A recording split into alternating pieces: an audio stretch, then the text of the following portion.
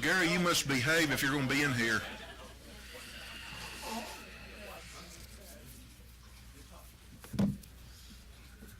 The idea behind this panel for just an hour or so, we're hoping to take questions from the group. I'll get things started here. Each one of the panelists may answer questions or speak for about 5 minutes or so, just as it seems fit. At first, I'd like to mention that this is being recorded, so don't say anything that you don't want to outlive you.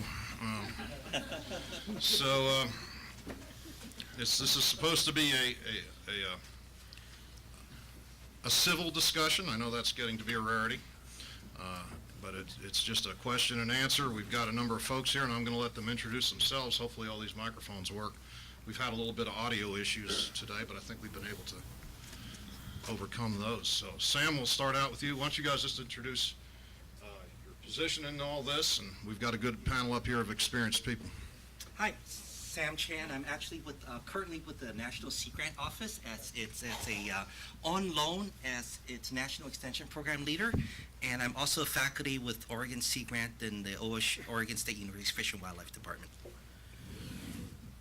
Yeah, I'm Mike Rust. I'm with NOAA's Office of Aquaculture in Silver Spring, and where I serve as a science advisor, which means I kind of intersect in this question of bringing science to policy and you know, the aspects of information quality, I think, are a very important part of what we do. So I'm excited to see where this discussion goes.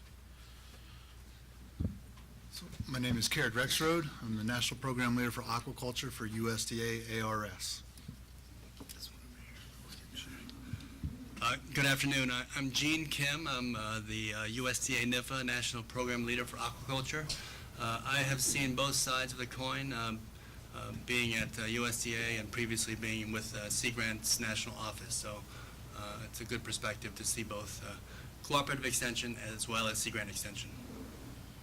I'm Larry Dorman. I'm with the University of Arkansas Pine Bluff. I am aquaculture specialist at Lake Village, Arkansas, where I run our fish disease lab there, and I'm in charge of our catfish program and planning and such in southeast and in southwest Arkansas.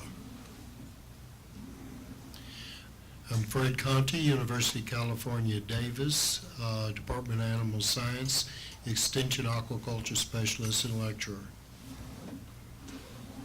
All right.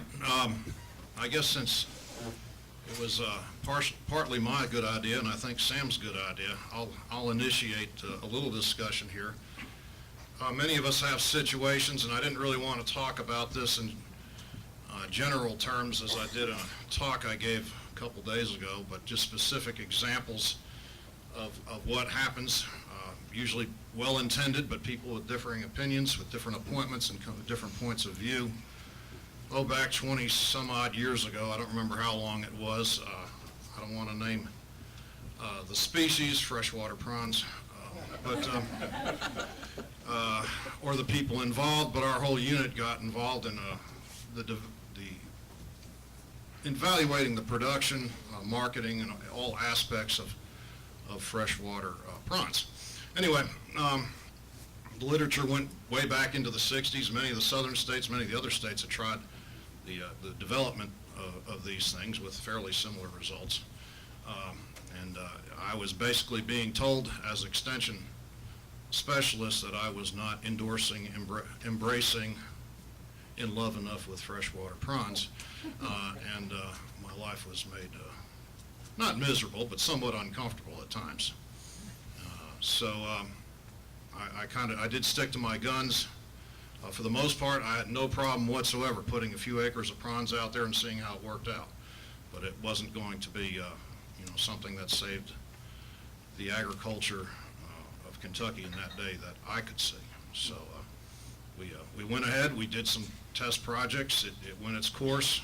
I think everybody in the project, it's fair to say, learned a lot from it, myself included. Like I said, there's a lot of good intention out there, a lot of enthusiasm, and sometimes people just see things in a different way. So I guess since Gene is my national program leader, I felt like I would ask him perhaps to respond his take on these types of situations. I'm sure many of you have been confronted with these types of issues in your own situations. Gene? Sure. So I'll go ahead and kick it off. I will say I'm honored to be here on this panel, especially with folks to my left who have been doing this extension for a long time. I am an admirer of extension. I haven't done extension, but I've thought a bit about it. So that's my perspective. And I think between the sea grant and the land grant model, there are some differences that drive some of the differences in this advocacy issue. The goal of all of our programs is to provide information to improve the lives of our stakeholders. I think there's two models that generally apply. There's an advocacy model, which is where an extension specialist or agent examines the issue, uses their professional judgment as well as their values, and identifies a policy alternative that he or she thinks is best for the situation. That probably works well when your stakeholders are a single stakeholder or very few. The alternative consequences model, and this is from a paper in Journal of Extension by Richard Barrows in 1984. That's a little bit broader, where you help people clarify the questions and the issues, you identify the options, and you sort of work out the consequences, and then you allow the decision-making or the political process to make that final determination. I think a lot of the things that Sea Grant deals with are probably, or land grant, fall along that continuum. Either an advocacy model if there are fewer stakeholders, maybe fewer public trust or common goods. If the situation has multiple stakeholders, a crowded environment, multiple values, and a lot of public trust resources, then an alternative consequences model might be the appropriate model. I think in the long run, the advocacy model doesn't work because advocating one by one is a difficult thing to keep up over and over. I have a few ideas, but I don't want to. I want the rest of the folks to give their initial take. So. Thank you, Gene. You know, this has been your meeting from the start. None of these papers hardly were, I don't think any of them were really solicited. Everything you saw here were just voluntary contributions. People asked, you know, what they could submit to this to present. We just said, just keep it clean and you can present whatever work you're doing. Please ask the group up here questions. Gary's going to do the Donahue thing here. And My name's Phil. yeah. Just to address what Gene was just talking about. I'm not sure how I would define it. But one of the things I'm most proud of Oregon Sea Grant was the way they facilitated the public discussions about the introduction of wave energy to the coastline. Very contentious. A lot of different folks were involved. We didn't go in as advocacies, but it also wasn't consequences as well. It was instead facilitating this conversation, getting everybody's concerns about not in my backyard or ecological concerns out on the table.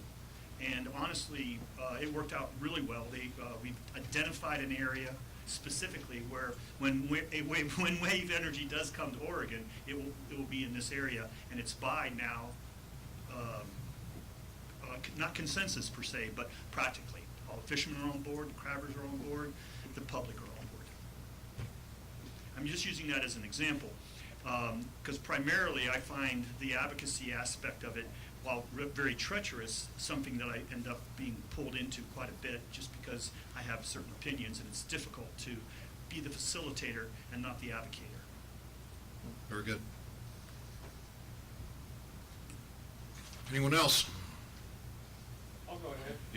You're going to have to talk because we're almost out of cookies. So, I guess from my perspective, this is sort of maybe a philosophical question or being a devil's advocate, because I know researchers always like to say that they're the scientific method, their objective. No, we're all human beings. We all have our values. We all have our perspectives.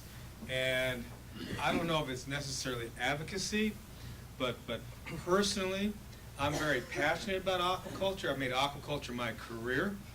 And, you know, I have, and I believe in aquaculture. And so, you know, how does that fit in? You know, what do you guys think about that in terms of, you know, can we really be, you know, certainly we can present you know, well, I could even argue that maybe it's not even unbiased information, because there's always that human element there, you know. But, you know, we try to present it as objective and unbiased as possible. But, you know, we are our character, we are our values, and we carry that with us when we interact with people in the public. Want to comment? Fred?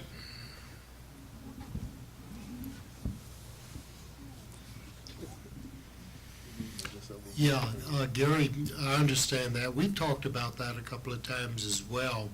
I've been in it a long time. I have some other things to talk about advocacy coming from the university, and sometimes the pressure's put on extension.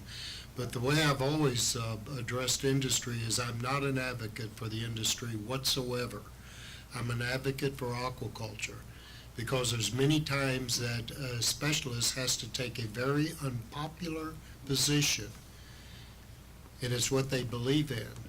And if you get sucked in to the industry, you always have to remember this: the industry can change its mind and keep its credibility.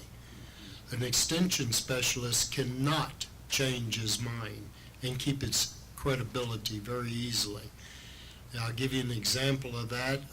Out in California, animal welfare are big issues. Another specialist and I used to disagree tremendously in that. That specialist was in a different commodity and was an advocate for an industry position. In other words, totally anti-animal welfare and addressing industry situations. I took the other side, looking at keeping industry out of trouble. So to understand the differences between animal welfare, animal rights, animal liberation, lecture about it and teach it. What happened to that other specialist, they're retired now, was they took a position solid with the poultry industry. And you know the issues that happened in California. Then when the poultry industry decided we're losing this battle, and they switched sides, and that specialist was left hanging out there, and I don't think that person has ever recovered from it. Very good. I just add a little bit to that, and I think there's a couple things. First of all, I think passion about what you do is paramount, and that's awesome, and that's what we should strive for in everybody's position. But I think if you think about who we work for, it's not the industry, it's society. And I would say that 90% of the time, what society needs is what industry needs, because industry is out there providing jobs, providing food, and doing a lot of things. But I think it's important to realize that that's not always the case, and that there are situations, just like Fred brought up, where doing what's good for society actually in the long run will be good for industry. And then the other thing about, you know, getting excited and trying to maintain your objectivity is it's hard, but I would always encourage people to go back to the science, back to the data. The data will set you free. If you ever get pulled into court, what's going to get you out of there is being able to back up what your opinion is based upon the scientific literature. And there's enough literature out there that you can form different opinions, but as scientists, as extension agents, we are trained in understanding what scientific papers are bullshit and what are, oh dang it just got recorded, and what is high quality science. And that's your job to be able to discern that quality of science and make sure that's what goes into your decision making. As they say in Kentucky, if you can't speak plainly here, you're in a lot of trouble. So, there's not many, we do this every 5 years or so, and normally we're out, many of us are just out there by ourselves, so. I meant bullshit as a technical term. It's a very good technical term that's widely used. Okay, Forrest, other could I comments? comment on that?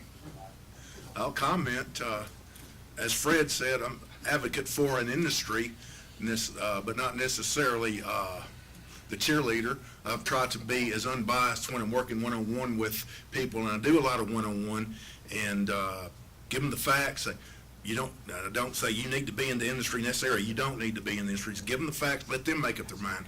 But there are situations where somebody does not need to be in the industry, and I have gotten calls. For example, processing plant went in Arkansas some 20-plus years ago in an area that's 2 hours from where any of the fish are grown.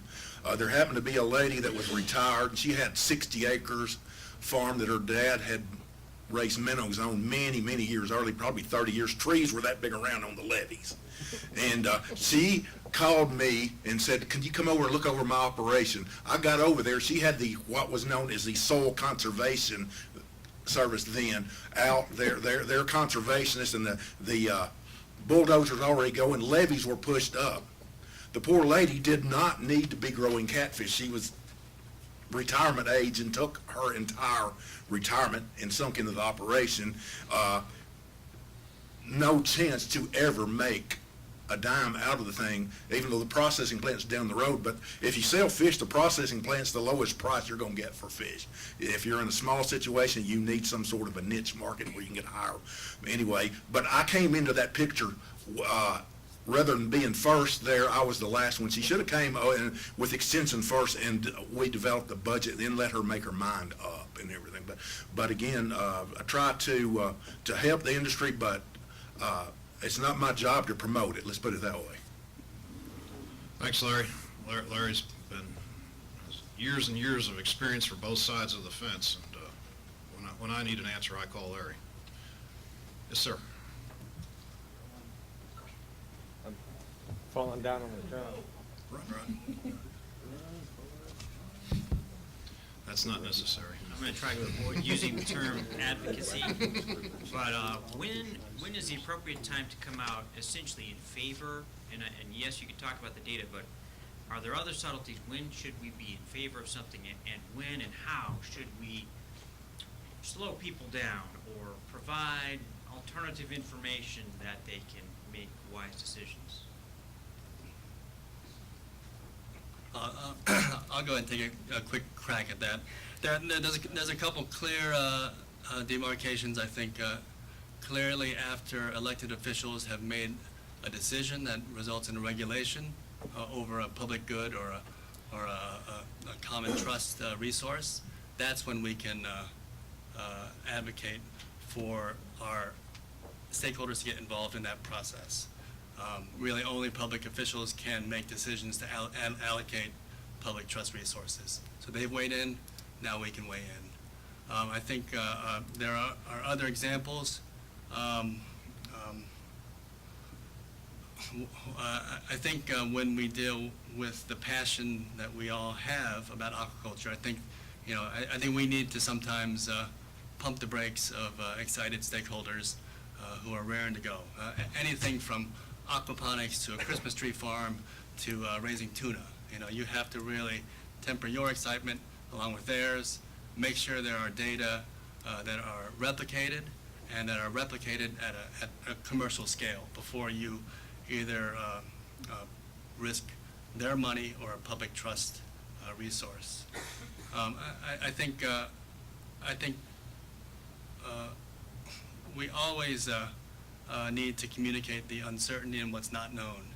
If we want to have any sort of trust from them, we also have to say, there's a lot that's not known about this, and here are the what's unknown.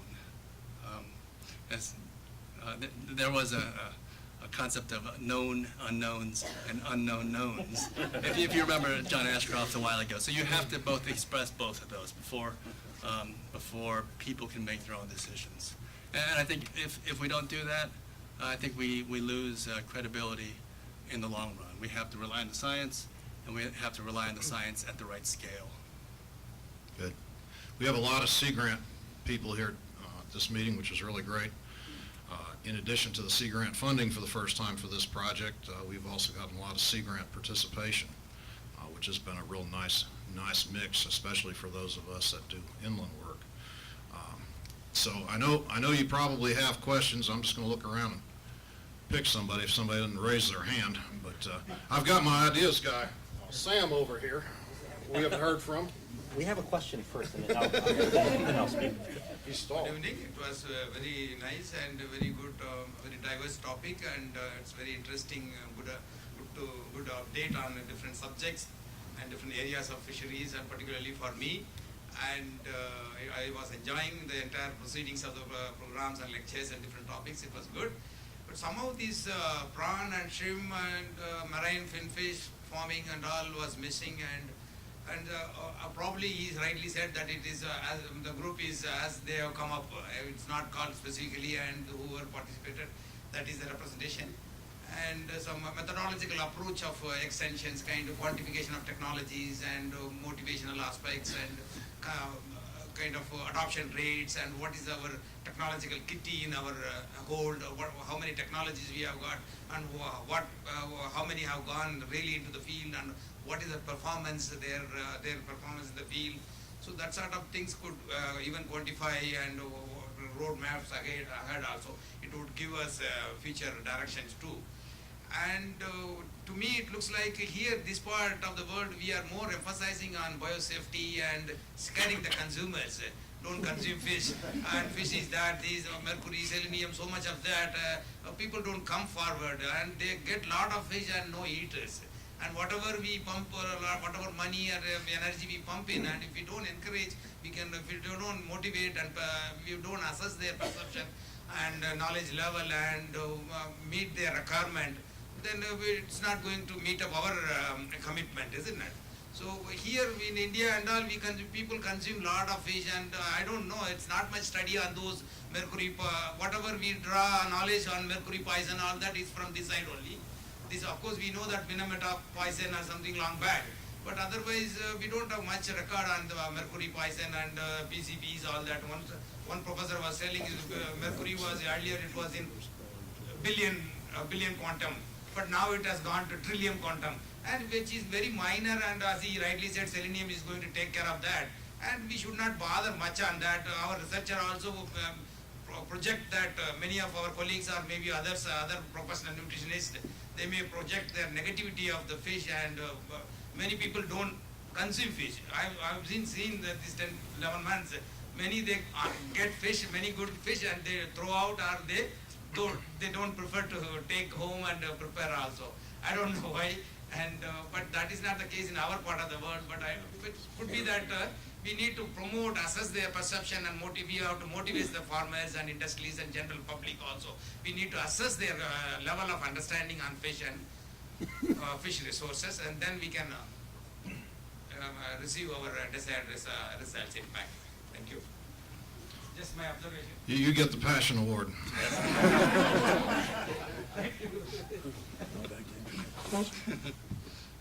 So I just want some comments from all of you here regarding this advocacy thing we've been talking about.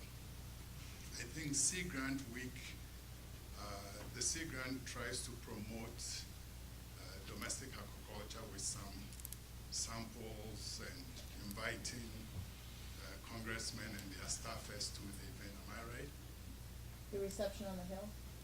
Is it a reception? I don't know what you call it, but something like that, to get the staffers to come around, taste various seafood. That's the Noah Fish Fry next Wednesday. Okay. So, I mean, how effective has that been? I know Michigan too has had a seafood summit, and probably some other states have had something similar. I just want to hear from people who have done that and how successful or how that has been able to influence the politicians about aquaculture. So Somebody on the panel want to take that? I don't know much about the evaluation of the NOAA Fish Fry, which is an annual event. I'm not sure they evaluate it, but I think one of the best indication of whether or not we are reaching the hill, those on the Capitol Hill, in terms of aquaculture is really, even in these days of decline in budget and less emphasis on science-based programs like ours, the budget for aquaculture, and correct me if I'm wrong, Rex and Mike and Kola, has stayed steady if not increased during these times, and most likely the interest that we've heard from Congress people and congressmen, congresswomen in the Hill is that will continue. And so I think that's probably the best indication that we are able to provide their staffers with the information to say that there is some future and competitive advantage for the United States to be invested in aquaculture. So let me try that one. I worked for a year on the Hill in the House Natural Resources Committee, and as a staffer, we always love free food, so that helps. I think showing them the value of aquaculture in terms of food production for hungry staffers is good, but it's not sufficient. I think you always have to take the opportunity to educate our elected officials, as long as you couch that in terms of educating them and providing a resource for them. When they need to draft a bill, when they need to find information quickly, they need to know that there's a resource. And it could be SHRAC documents, the extension publications, it could be each of your web pages. But a lot of things happen quickly in the middle of the night, so for them to know that there's this resource out here that will help them understand, that's important. And you often don't know when it's important, but it is important. I'd like to add it's kind of like a quiz. Okay, if you're sent to brief a House subcommittee, and they've asked you a question, and they'll say, Dr. Garber or Dr. Rust, tell me a little bit about the use of antimicrobials. And you answer in one of these two responses. You say that antimicrobials are absolutely essential for a fish health program in aquaculture. You say that as one response, perhaps. Another one is that you says, well, antimicrobials are part of an important set in a toolkit, think of a veterinarian, that they use to treat and promote animal health, but there are consequences. Which one would you think is more advocacy? Which one would you say is more extension and neutral broker? And how would you respond if you were asked that question? Thanks on the panel. I have to respond to that question? Use Gus's example. You got the short straw.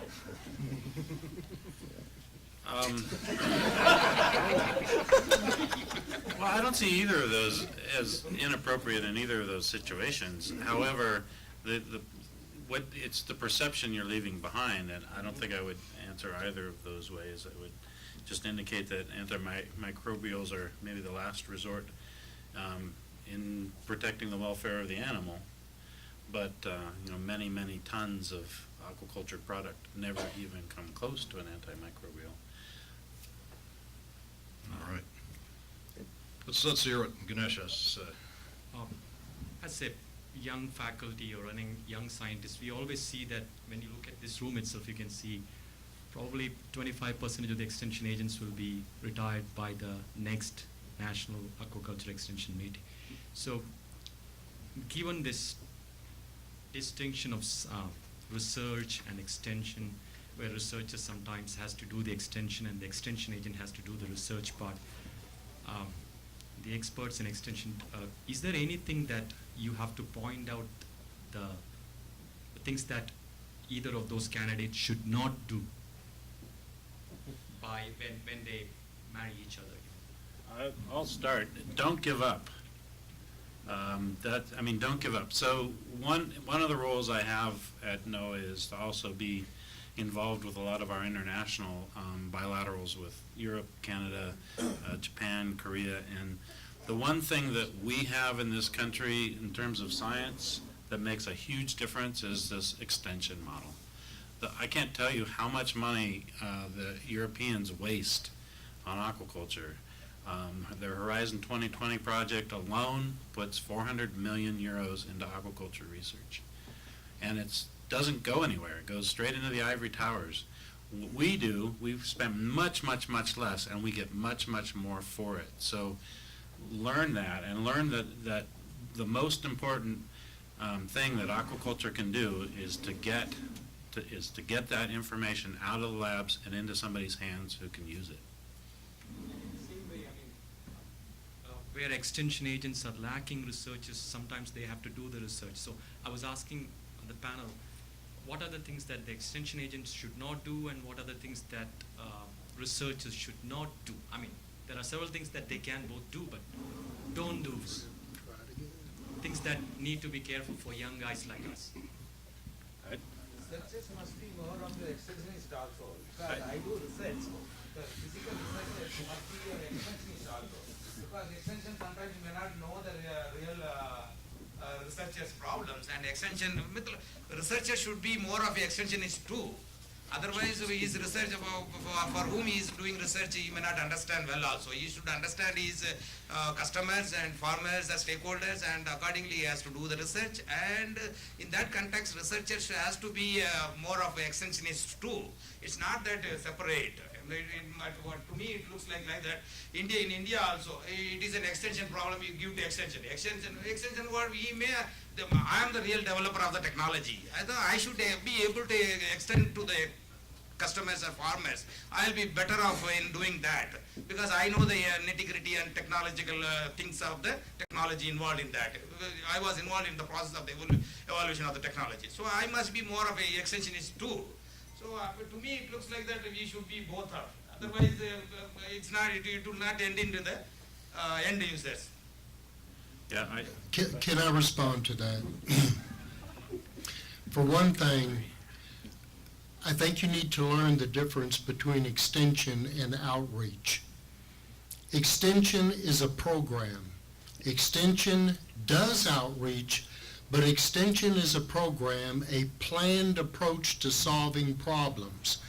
Many of the faculty researchers believe that it's answering the telephone and giving out information, and that is simply not true. All right? Second thing, extension also, as was said earlier, makes a judgment. There's a lot of what comes out of research that I wouldn't extend on a bet. All right? Whether it's done by a scientific method or not, it just is not good. For instance, we've done, when I first got in extension, I was literally hired to research Penaeid shrimp in 1971. And I spent 6 years being told I needed to say, put Penaeid shrimp on the ground in 3 years. That was 1971. At the end of 6 years, because I wasn't real bright, I finally figured out that in the United States, for a lot of reasons, you're not going to grow Penaeid shrimp commercially. So I left that institution and I went out to California. And some of that philosophy followed with the researchers. And at one time, and again, I've been both Sea Grant and Cooperative Extension. Cooperative Extension most of my career. They pushed it in California as well, up to the point that 85% of Sea Grant funding was going into Penaeid shrimp research. And the priorities were in reproduction and feed, because that's where the researcher was pushing it. So extension and research, they don't do the same thing. I fought against that. I got into a lot of trouble as a result of it. I finally won the battle with a combination of two things. Convinced them with some other people in the fact that it hasn't been in that original state or in California in the 40 years of my career. Okay? So, but understand that researchers do outreach. If you want to do extension, you better develop an organized program of approach to it. And if you don't understand that, we'd be very glad to provide that information. Very good, Fred. Brian, you have a comment? Oh, you're just. question, so. Oh. I'm trying to keep up. Jimmy and then Brian.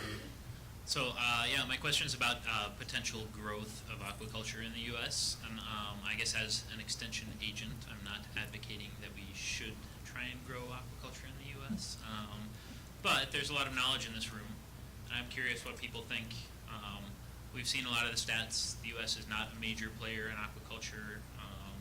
There has not been a lot of growth for a number of years. If there is going to be growth in the U.S. in aquaculture, where is that growth going to be? And I guess that could be answered in a number of different ways in terms of species, systems, types, maybe innovative technologies that aren't even an aquaculture product necessarily. So genetics, vaccines, things like that. Just wonder if you have any thoughts about those things.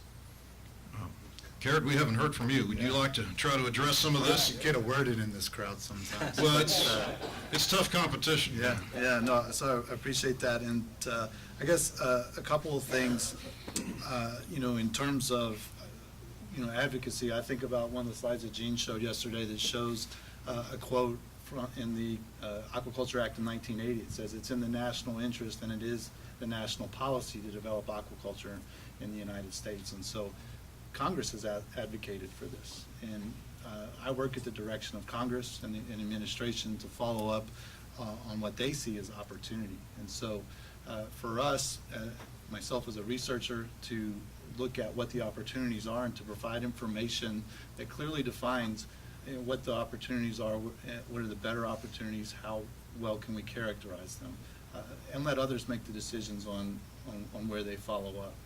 So we don't set policy, but we just inform it. I think some of the value for the research side, and maybe this is an answer to the previous question as well, is we're here to take some risk that an industry can't take for itself. And so we can use some resources under the idea that a rising tide will lift all boats for an industry. So if there's some pre-competitive information that is useful to the American taxpayer, including the aquaculture industries and those who are interested in aquaculture, then that's our mission. And to take that to the extension, then it's, once that information is provided, then what do we do with it? And maybe that's the more the extension role.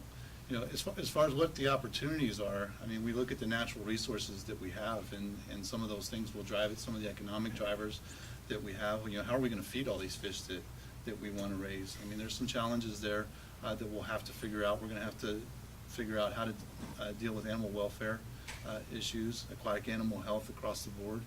These are things that are important as we continue to identify new species. And so, one of the questions that I think you're asking is, what is aquaculture going to look like in 10 or 20 years, and what can we be doing now to be able to support it? And you actually listed some of the things that I think are relevant in terms of genetics and figuring out how we're going to best choose locations for production. Very good. Jimmy? I just wanted to get back to a previous question on extension versus outreach and these type things.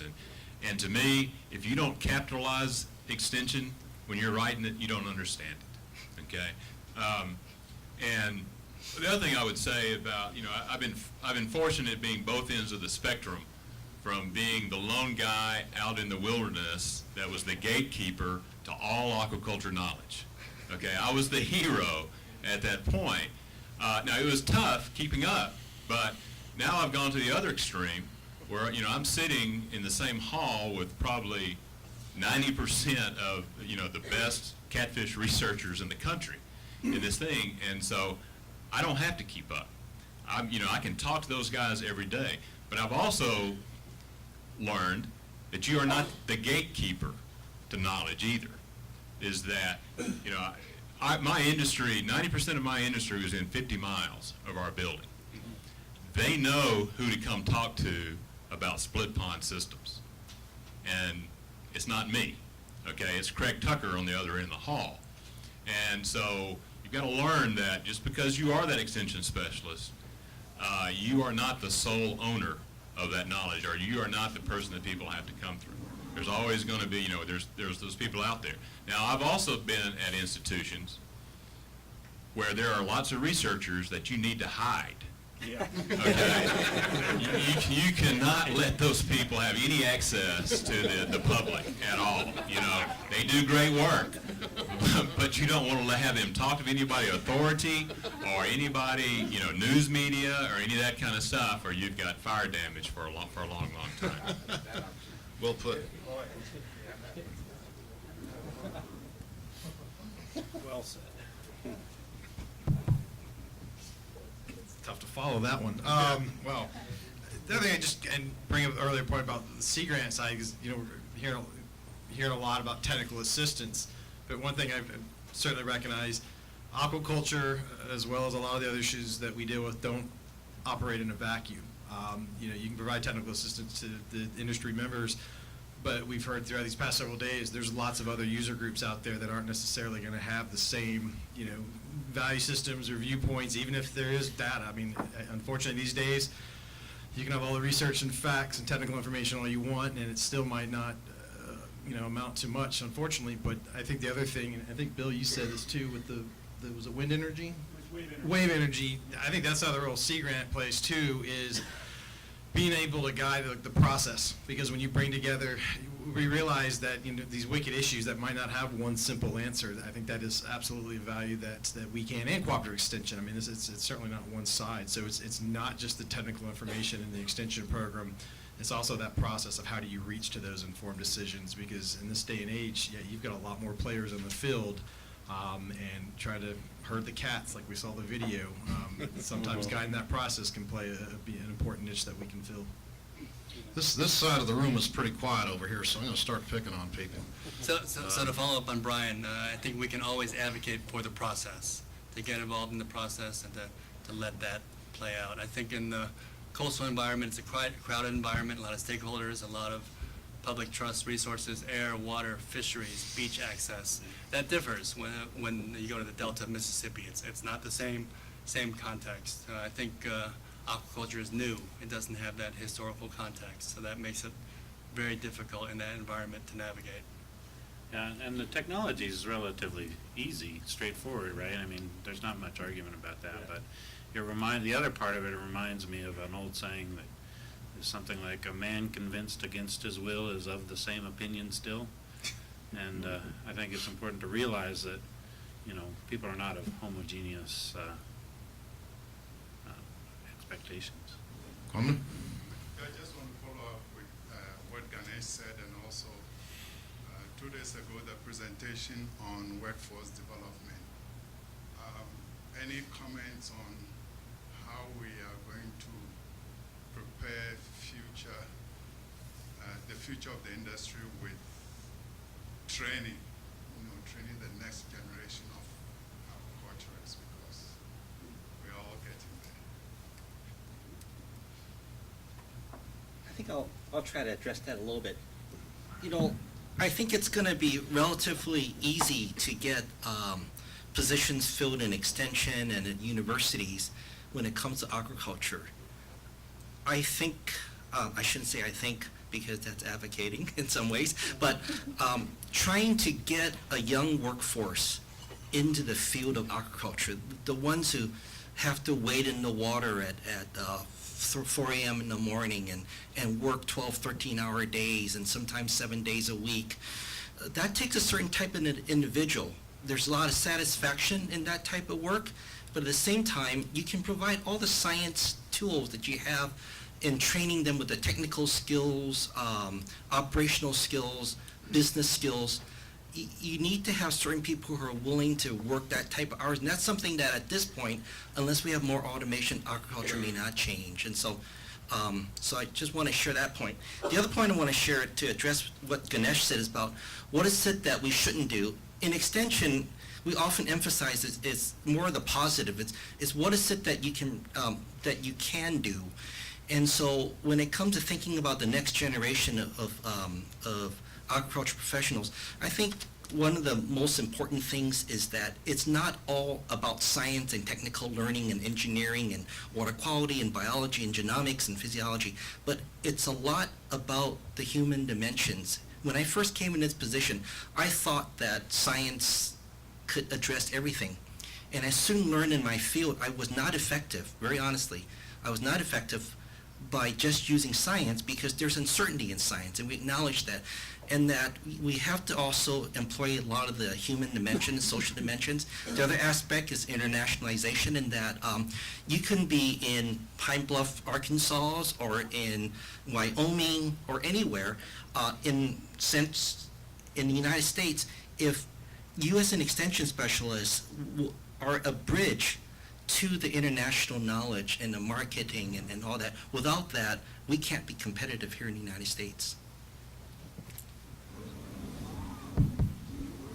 Actually, this segues nicely in a couple other people's questions. I wanted to make a point that gathered in this room, we've all addressed the problem of public perception, the negative public perception of aquaculture. And then the question, of course, is how do we fix that? And obviously, it's going to take time and it's going to take education. But we're the people who should be leading that. I mean, functionally, we need to come up with a vision and an action plan. And that action plan should include some way to reverse these negative perceptions of aquaculture. It could be just a case of public education, in which case it would help with our workforce development. But getting back to my original point, one of the things that has been an objection for aquaculture is site development. Not in my backyard, as one of us has said. The beauty about the wave energy, using it as a ploy, if you want to develop a location that the public has already agreed to put wave energy generators, which means that their objection to aquaculture in that same area would be less dire. So functionally, I think one of the things that we need to, as a group, is to look at those perceptions the public has, whether it's site, whether it's health, and come up with a strategy that we could all work from our own areas to develop an action plan that would be appropriate to reverse this negative public perception of aquaculture. Gary. Can I want to just, so a colleague and I developed a curriculum about 8 years ago or so called Seafood at its Best, to educate people. Actually, it was train the trainers, family consumer science educators, when they go out and meet, their clientele and doing nutrition programs, to educate people about seafood and all that, and getting the people, to change dietary habits is one of the most difficult things there is to do, because there's so many factors that go into it. And, like you mentioned, the science, the knowledge, give you a personal example. I smoked most of my adult life, and I know all the, I know all the things that are wrong about smoking, but it didn't stop me from smoking. So it's not just the facts. You got to reach people, here. You got to tell the stories to get people to buy into what you're believing. But there's that conundrum, and where's Rosanna at? Is she still here? Yep. Rosanna mentioned that thing the other day when, we're talking about, the negative perceptions of aquaculture, and it's a conundrum. What are the two species that got the most negative press? Salmon. And what's the other one? Shrimp. What are the top two species that we consume in the United States? Salmon and shrimp. So it's sort of a conundrum, I mean, in one sense, that sometimes I think I'm living in the seafood bubble, that maybe I'm too close to it, and because because we read the stuff, we see it all the time, we're so close to the negative stuff. But then when you go out, and who did the survey in Connecticut or whatever, test that you were talking about, they don't even know what aquaculture is or anything. So I don't know. I'm just rambling. I know that I don't have any answers. I was just going to comment that I think one of the key areas for extension in these days is facilitation, and that's a skill that I really had to learn and struggled with in my career. And so professional development in this area I think is key. We could hire facilitators, but often you need a voice of reason at the table. So you need someone who's the content expert, but that can also sit back and be opinionless. And so if there's any way that we can pull together as a group and, host professional development in this area and bring in experts from fisheries, because there are a lot of captured fisheries facilitators that do awesome work. So again, I think it's just needed, especially when we're dealing with the public or we're bringing industry in with regulators, and it's not something you come out of grad school with in most cases. So Very true. Gary, I wanted to make a comment. I don't think that it's a matter that it's easy to get extension positions. I'm not the only one. We're an aging workforce, and we are seeing a decline in extension-type positions nationally. And we have seen a contraction within aquaculture itself. We also know that unless we do something, most of the Sea Grant positions are going to be jeopardized simply with the next budget. So it's not easy to get this position. Be quite aware that we could be losing half or more of our workforce if things do not occur. So it goes back to that advocacy thing. We can't advocate on the Hill, because the Hill doesn't want to hear from us. They don't want to hear from the scientists, but they do want to hear from the industry. And if we lose some of these programs and we get, let's say, I won't even talk about extension on this, cooperative extension. If we lose these Sea Grant positions, we're going to lose half of our workforce or more that deals with aquaculture. If we lose our centers, we're going to lose the voice of the industry itself, because the projections are when those things go, it's going to be a top-down type of setting of priorities. And I'll tell you one other thing that's very true on setting priorities. Anytime there's a change in priorities at the national level, there's not one researcher that cannot move their program into that priority one way or the other and make it fit. But what I'm saying is that's necessary, and that's the world.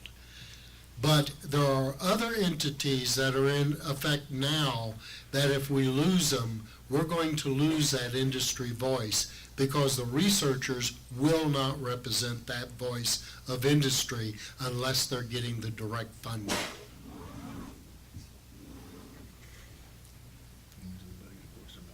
Yeah, I want to echo that too, Fred. I mean, it's to me, if you look at this national shift of, shared FTEs, when was the last time you saw anything out there with 100% extension on it? Okay, I mean, those of us that have been around, those are some of the people I think that we saw, and we say, I would like to do that. Okay, we're going to have a generation coming up here that's not going to be able to see that. They're not going to be able to see that kind of person that has that will and desire and full-time, capability to do that. And the other thing is, if you look in our departments now, they're not seeing extension typically in their departments as a full-time extension. Nobody's teaching them about extension opportunities. They're teaching them research opportunities and funding opportunities. Okay, so you get people that go through very strong land grant, sea grant opportunities that have never had an exposure to extension. So I think that's where you're going to find out if you do have a good job, you're going to have somebody that can't even define it, come in and try to apply for these things. And I've seen now, as served on P&T chairs and chairs of P&T things, extension really gets lost in that shuffle, when we talk about it. And you come out of a system now that's all about, how many dollars did you bring in, how many publications that you did, and that extension outreach effort is diminished, then it's not going to be as attractive as it once was. Gary, we have Dawn all the way over in the back corner there. Get your steps in today.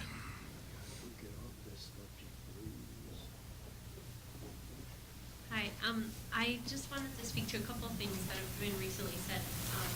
I'm sort of one of those people where I'm actually a social scientist by training, and I'm not very comfortable with extension work. I am very versed in a lot of the science that goes behind why people still smoke.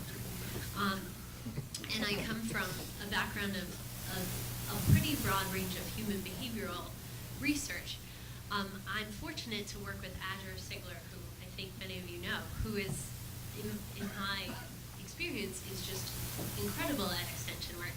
And she's showing me the reins of extension work. And I have the advantage every once in a while to show her a piece of social science that helps with the way that she does extension. And I think that that's a very valuable partnership that's often missed in other extension programs, but it's also something that's sort of, because I'm in a position where it's not, because I'm in a situation where funding is such that we do lots of things that we're not trained to do. So I guess that's good and bad. I had just a comment. We have some people here that aren't normally part of these conferences. We've got some folks here, just to change gears a little bit, and that's a good segue, that are in from other groups, other agencies. And now, having been in the South more than 30 years, there is some value in not always preaching to the choir. So I thought we would hear what some of these other folks might have to say about what's going on here the last few days. David, do you have any questions? David Strauss in the back. What do you think about all this? I'm just using it to gain information. I don't want to hear. How about you, Kathleen? Comments on advocacy? Yeah, but you guys know how I feel. I mean, I think. Wait, brief, but please. Never mind. No, come on. Come on. I echo what has been said by the panel members. I think we all have passion, and that's incredibly important to get us up out of bed each morning, but then also to continue to drive the growth of domestic aquaculture. I loved Fred's thing that you're an advocate for aquaculture and not for the industry, and I know I'm still learning and I get confused still sometimes, and it's a black mark on me inside the government agency, because I think the perception is that I'm it's hard to guide or regulate if you are an advocate for what you're trying to regulate, which I appreciate and I agree with, but I also think that it's important that we have people within the government that understand and are passionate to see something grow, but grow the right way. The other thing I would say is, shoot, I just forgot. That happens. We'll come back to you. Sorry. Dave Klein, have you got something to say? He's been waving over here, I think. Actually, I was just trying to represent this side of the room. Yeah, well, we wanted some of that. Yeah. A couple of comments just on extension in general and looking for guidance from the folks in Washington, et cetera, at the top levels. One of the biggest challenges that I face in particular is documenting the value of education. As a researcher, it's, you can attribute your new methods or whatever they are to an increase in production, let's say, or dollars generated. But if I talk somebody out of going into aquaculture or identify their weed prior to them spending a whole bunch of money on, the appropriate chemical, I have a very difficult time, quantifying that when it comes time for reviews or whatever. And I was just looking for suggestions on mechanisms to try and do that. And it may come down to evaluation or different types of evaluation, but I just wanted to get some Disaster opinions on it. abatement column. My back over here, she has a comment. We already talked about this a little bit, but I sort of forced this issue. enforce this issue at the University of Connecticut, and I'm sitting back here actually filling out my PTR form as we're talking. So we have new columns now for extension to complete those kind of efforts and enter that information. And I don't know that they value it, but we're documenting it in terms of, you know, how many people we've talked to, how many business plans that we've developed, people leaving, you know, when you encourage someone not to move on. So I think pushing the issue with your department or whoever it may be, the more voices that push it, hopefully it'll happen. Emma, did you want Yeah, I had a something to say? comment, but not off of you. I just had a separate Yeah. comment. So I didn't want to change the subject. Just comment away. Yeah. So I think there's been a word that we've been missing. I've heard it a couple times, but the word sustainability is huge every time we talk about aquaculture. So it's not just about environmentally sustainable, but economically sustainable, and that's pretty hard to argue with. So my position is a little difficult because I'm working for a facility where we're supporting aquaculture, but half of my position is also Sea Grant. So I work with groups that might not support sustainable aquaculture. So for me to say that, you know, out loud, I have to be unbiased. But I worked with Sea Grant, Wisconsin Sea Grant, in looking at their strategic planning, and aquaculture is a #1 topic that they are looking towards the future for. And in front of aquaculture is sustainability. Every time they say aquaculture, sustainable aquaculture, because there are practices that may not be so sustainable. But if we say it environmentally and economically sustainable, you know, those negative impacts of aquaculture and that negative feeling towards it, you know, it's a positive thing, and that's what we're trying to share with the general public. That's what we're trying to share with students. You know, this is a positive thing. This is going to be, you know, we have to make this sustainable, and it makes sense to. So we're sustaining the population with food. We're sustaining it environmentally and economically. So that's the goal here. So that's kind of what we try to accomplish there, if anybody. Caird, do you want to comment on that one? I'll pass the mic either. Yeah. Well, I'd like to ask a pre-question, and maybe you can answer it, okay? Now, I've been around on this one, both at A&M and University of California in all these years, and I know in time past, we would do major program planning, minor program planning. By the time we got through putting this documentation, it was about this thick for every specialist. And we would ship this stuff into A&R, Agriculture Natural Resources, that's our umbrella at UC, and that would go to Washington. And I think one of the things that surprised me the most was back when Merrill Broussard was in Kim's position. And Merrill called me up and said, "Fred, could you give me a rundown of all your programmatic materials?" I said, "Hell, Merrill, I just did all that. It's on disk and I shipped it off there." And Merrill said to me, "I can't get to it. It's in the basement and I don't have access to it." So I'm sending the stuff off. So I'm going to ask the question again. All the reporting that is done in cooperative extension, and I think they do probably a better job in Sea Grant. Okay, I'll give you a hand on that one. All right, yeah. I would like to know where all those CE reports go. Well, that took a nasty I turn. guess that one is pointed at me. No, I haven't. I'm glad to meet you. Fred Conte. I read these. I think I put a value on these. I've had discussions. I'm still learning how they're used. I think they're done well. I realize talking to people, reporting is a burden, but it's a reality. We are using public dollars, so we owe them accountability. I think we all agree on that. It's the redundancy.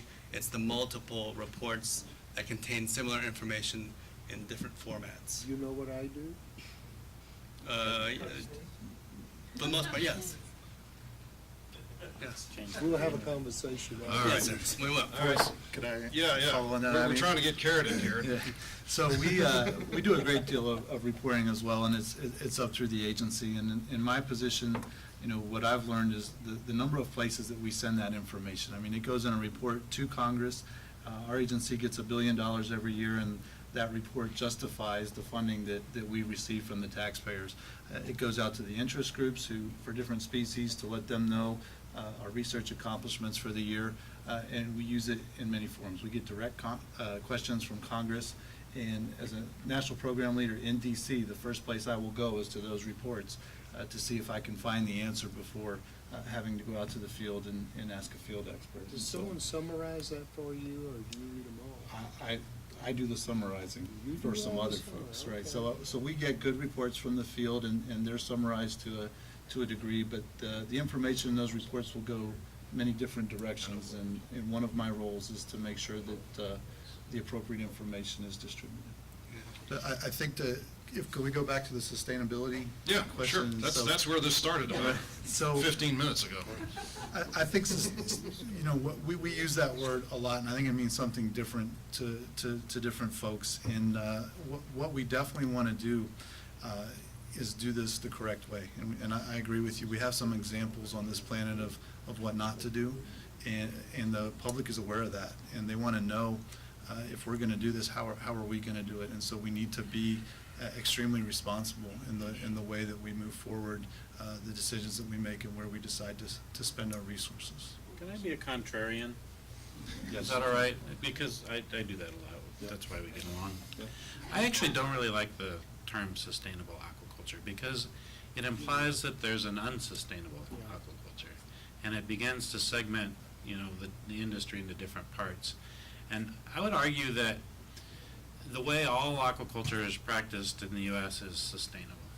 I would say that most of what we point to as unsustainable aquaculture occurred in the past, even in countries like China, and in areas that they're on the same journey.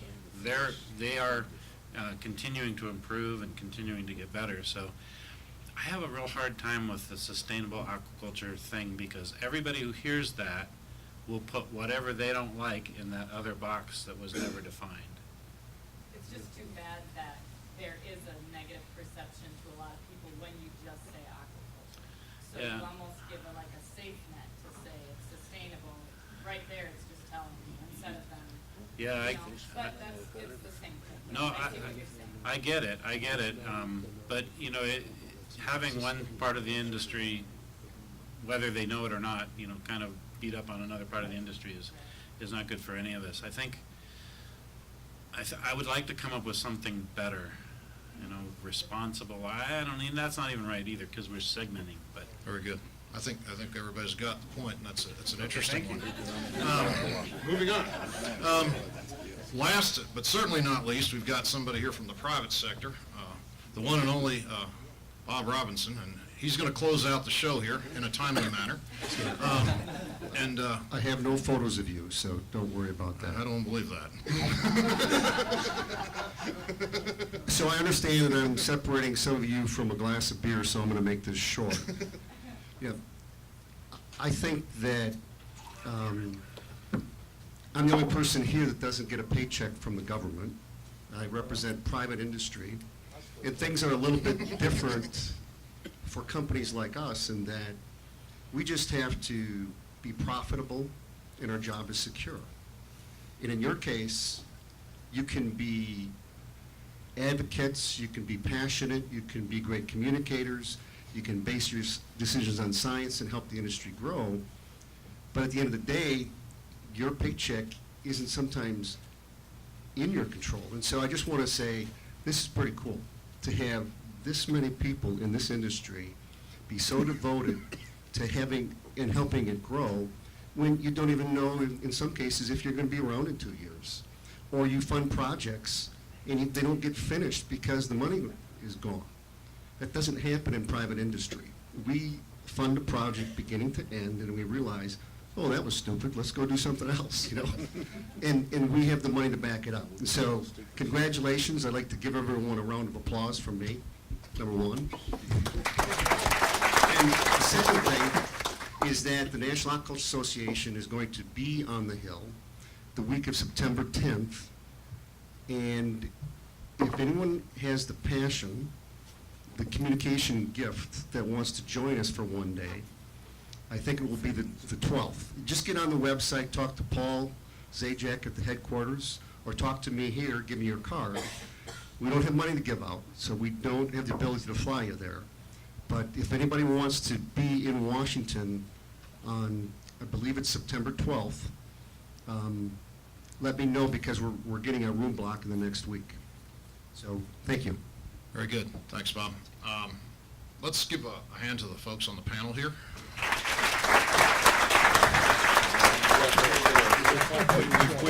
We've run over a little bit in time. This is pretty much it. Please fill out your evaluations and don't throw them out in